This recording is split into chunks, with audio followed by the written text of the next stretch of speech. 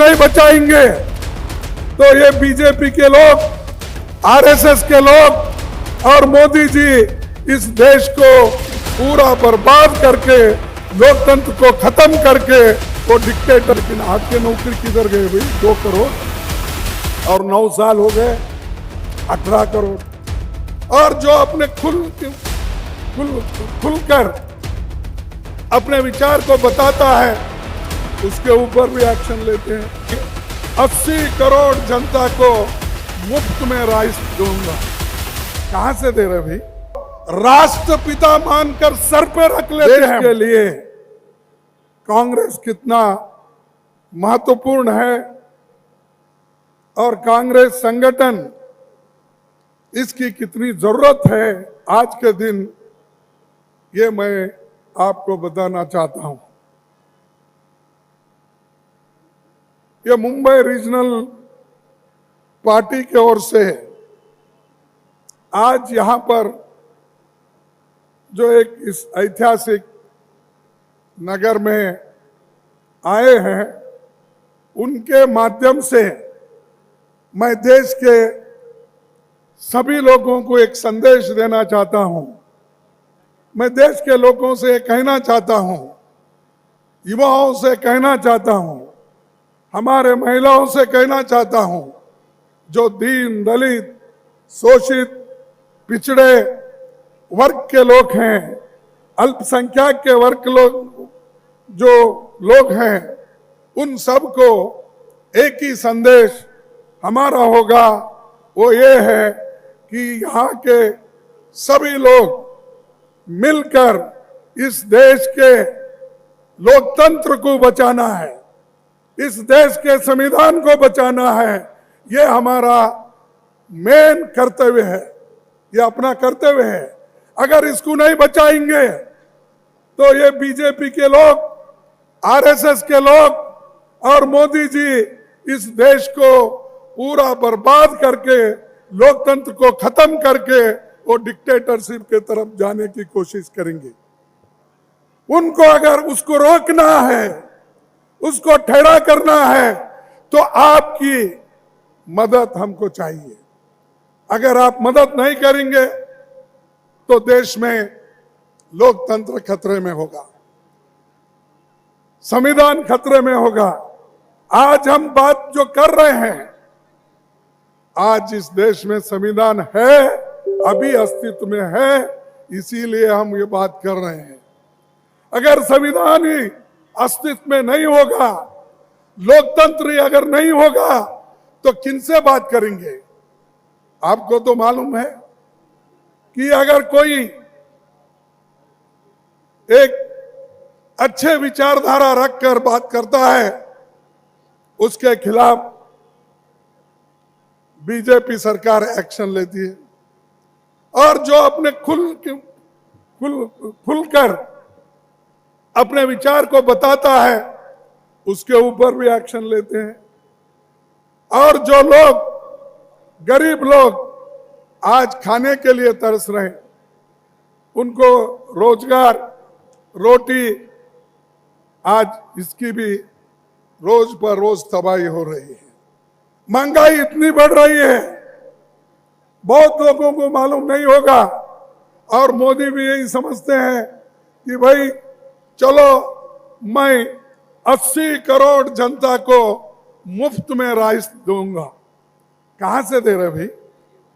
अरे ये राइस और आज जो फूड सिक्योरिटी एक्ट के तहत जनता को जो मिल रहा है, ये तो कांग्रेस की देन है।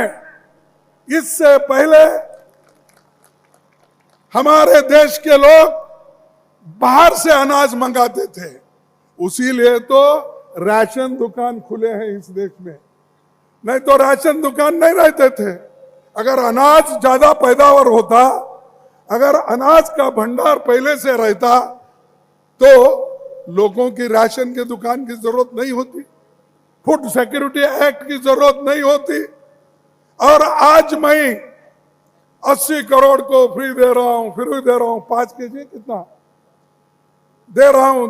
जो ढिंडोरा पीट रहे हैं और ये दिसंबर से लेकर आगे दिसंबर तक और दिसंबर से लेकर मई के चुनाव तक, उसके बाद में वो बोलेंगे बहुत दिन हो गए आपको फ्री में दे रहे हैं, इसके बाद बंद। इस देश में ये जो लोग भूखे मरते थे उनको खाना खिलाने के लिए, अन्न का उत्पादन करने के लिए किसने कोशिश की? ग्रीन रेवोल्यूशन किसने लाया? हरी क्रांति किसने लाई? व्हाइट रेवोल्यूशन किसने लाया? ये सब कांग्रेस की देन है। फिर भी बार बार हमको बीजेपी के लोग और मोदी जी भी हमेशा पार्लियामेंट के बाहर में, चुनाव में यही बात कहते हैं, 70 साल में कांग्रेस क्या किया। अरे 70 साल में अगर हम कुछ नहीं करते तो मोदी साहब आज उस देश के प्रधानमंत्री होकर वहां पर बैठ नहीं सकते थे। अगर आज बैठे हैं तो ये लोकतंत्र हमने जो बचाया है, संविधान हम जो बचाया है, उसके वजह से आप प्रधानमंत्री होकर हर जगह हेलीकॉप्टर में फिर रहे हो, स्पेशल फ्लाइट में फिर रहे हो, और आप कहीं भी जाते हो तो 200 300 गाड़ियां आपके पीछे आते हैं। पिछले कोई प्राइम मिनिस्टर इतने गाड़ियां लेके नहीं घूमते थे, लेकिन ये प्राइम मिनिस्टर जब निकलते हैं तो आधा घंटा पहले रास्ता बंद होता है, फिर उनके पीछे 20, 25, 30 गाड़ियां बुलेट प्रूफ निकलते हैं। और बाद में जब कभी ऐसा इलेक्शन का मौका आता है, मैं देखा गुजरात में भी, शायद प्रतापगढ़ी भी वहां बहुत थे, और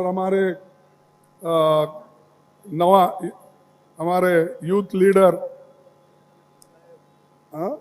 हाँ कन्हैया कुमार जी, वो गए क्या? कन्हैया कुमार भी थे। मालूम है हर जगह मोदी जी यही करते थे, मैं ये गरीब हूं, मैं इस गुजरात का हूं, और गुजरात के लिए, गुजरात के बच्चे के लिए, गुजरात के पुत्र के लिए, सुपुत्र के लिए, वो जितने भी एडजेक्टिव्स है लगाकर वोट पूछे। अरे एक प्रधानमंत्री हो, प्रधानमंत्री को सबने, देश के सभी लोगों ने चुना है, सिर्फ गुजरात के ही नहीं। अरे कांग्रेस पार्टी ने तो गुजरात के सुपुत्र को राष्ट्रपिता मानकर सर पे रख लेते हैं। चाहे आप हाईकोर्ट में जाओ, सुप्रीम कोर्ट में जाओ, किसी ऑफिस में जाओ, उनके सर के ऊपर, या हम कभी भी पार्टी के अंदर बैठते हैं, या कभी भी कोई ऑफिस मंत्री होता है, उसके पीछे और उसके सर पे कौन सा फोटो होता है? महात्मा गांधी जी का फोटो होता है। वो कहां के हैं? वो भी गुजरात के हैं ना। तो हम तो पंडित जवाहरलाल नेहरू जी से लेकर पूज्य महात्मा गांधी जी, सरदार वल्लभ भाई पटेल, मौलाना आजाद, डॉक्टर बाबा साहब अंबेडकर, महात्मा फुले, ऐसे सभी की हम पूजा करते हैं। इनके पास सब सेलेक्टिव, जैसा वक्त आया वैसा करेंगे। पानी तेरा रंग कैसा, जो डाले वैसा। पानी तेरा रंग कैसा बोले तो जिसमें डाले वो, लाल आया लाल डाले, पीला आया पीला डाले तो पीला हो जाता है। ऐसा इनका रंग है। कहीं जाओ वो बोलेंगे आज बाबा साहब को नमन करता हूं, कहीं जाएंगे फुले जी को नमस्कार करता हूं, कहीं जाएंगे कबीर को। क्यों? सब ये वोटों के लिए। मैं पूछता हूं मोदी साहब, आरएसएस के लोगों को भी ये पूछना चाहता हूं, बीजेपी के लोगों को भी मैं ये पूछना चाहता हूं, 10 साल पहले कभी आपके ऑफिस में बाबा साहब की फोटो थी? फुले की फोटो थी?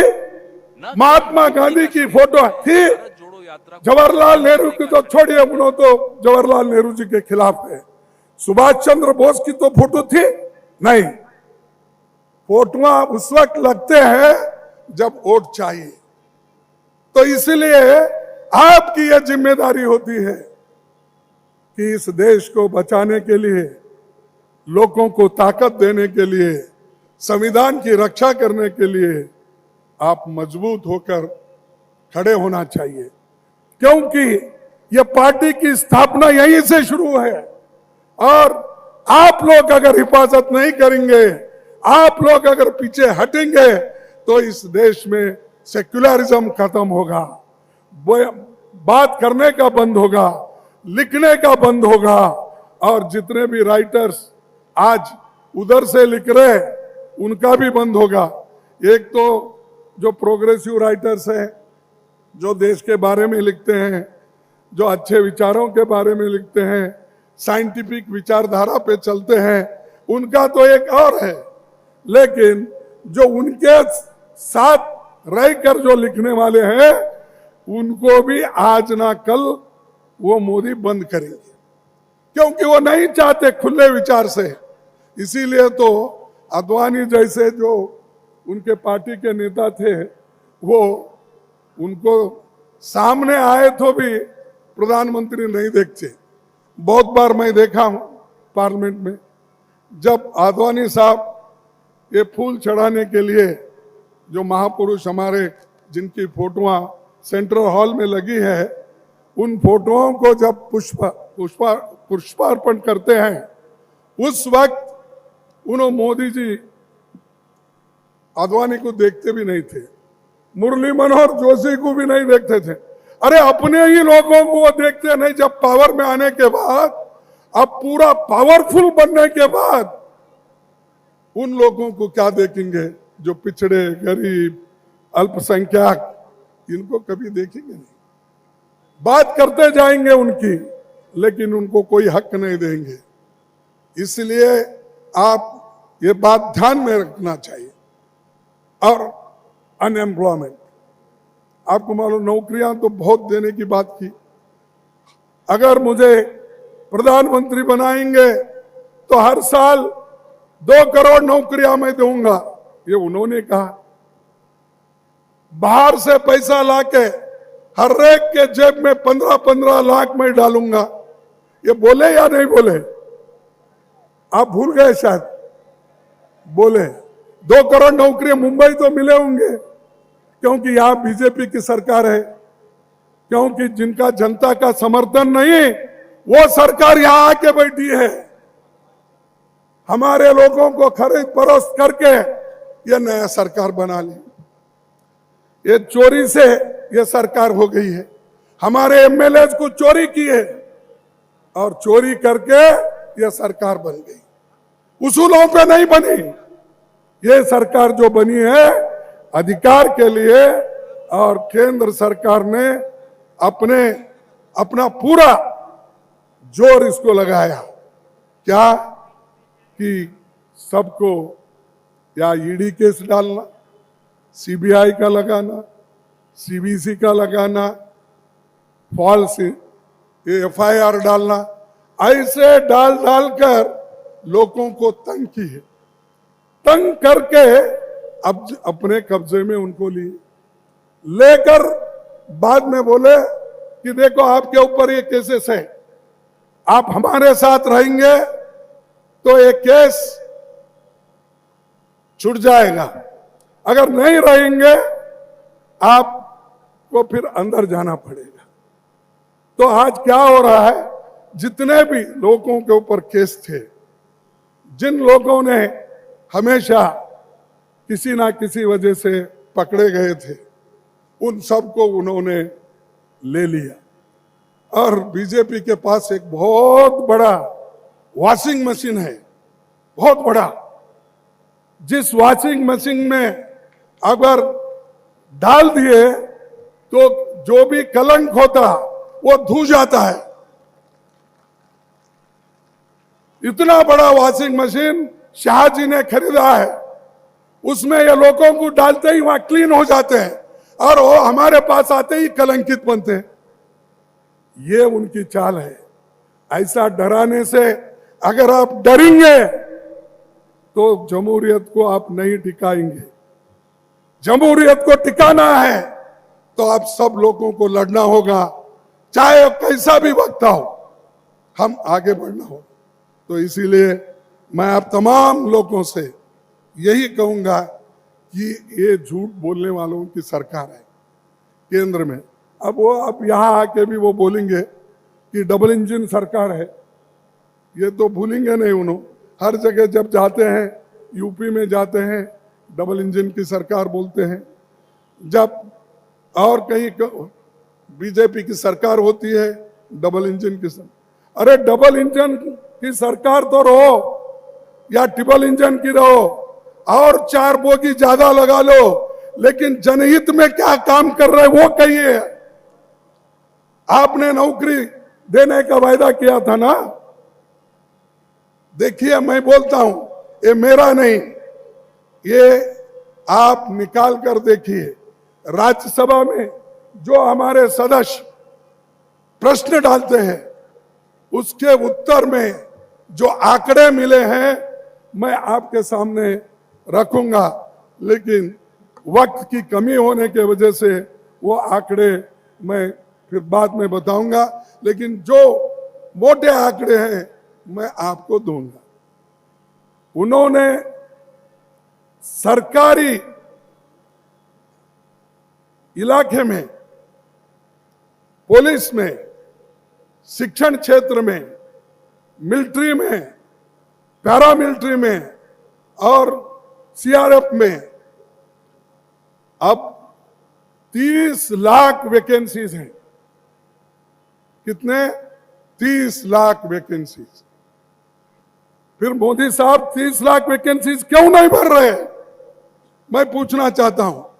लेकिन उसके तरफ उनका ध्यान नहीं, क्योंकि 30 लाख वैकेंसीज अगर वो भरे, उसमें से 60% गरीबों के बच्चे आएंगे, रिजर्वेशन में जाएंगे, रिजर्वेशन को बच्चों को नौकरियां मिलेंगे और बाकी गरीब बच्चों को मिलेंगे।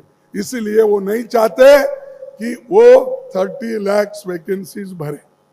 अब क्या कर रहे? किस्तों में भर रहे। 71,000 वैकेंसीज भर के मोदी साहब सर्टिफिकेट बांट रहे। मैं देखा, आप लोग देखे नहीं, टीवी में है, वो सर्टिफिकेट दे रहे। अरे भाई, सर्टिफिकेट तो वहां पर जो अपॉइंटमेंट की ऑर्डर को अंडर सेक्रेटरी साइन करता है, प्राइम मिनिस्टर साइन नहीं करता। उसके हाथ से आप दे रहे हो अपॉइंटमेंट ऑर्डर, वो भी किसके? वो तो गवर्नमेंट सर्वेंट। वो तो जो सर्विस में 30 लाख वैकेंसी खाली है, उसमें से 71,000 आप दे रहे हैं। लेकिन आपके नौकरी किधर गए भाई? 2 करोड़, और 9 साल हो गए 18 करोड़।